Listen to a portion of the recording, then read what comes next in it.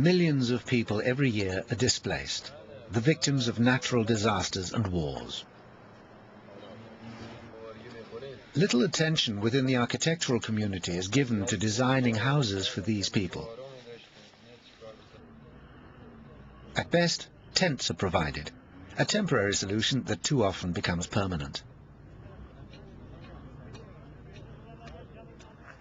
For 30 years, Nada Khalili has been developing appropriate and affordable technologies to meet these problems.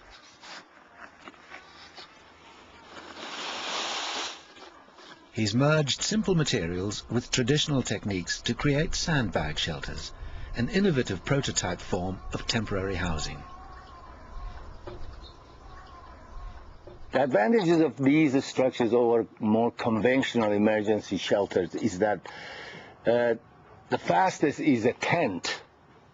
These structures are cheaper than tent in material of sandbags and barbed wire. You could use any type of bag, jute bags, gunny sacks, and of course plastic bags that are all over the place. But our focus is on what is the available and cheapest bags.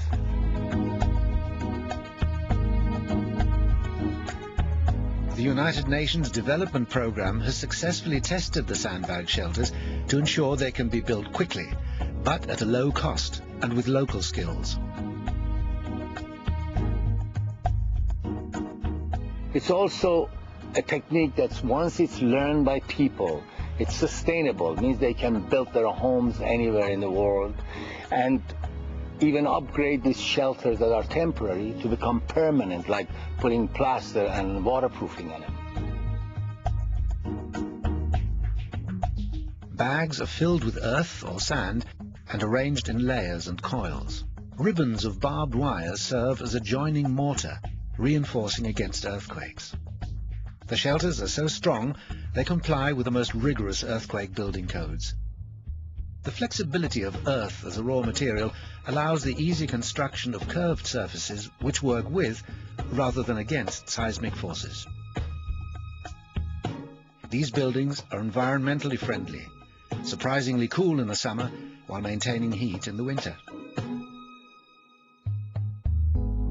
This simple evolution in construction design means unskilled people can build for themselves, whether they're displaced or simply in need of a home.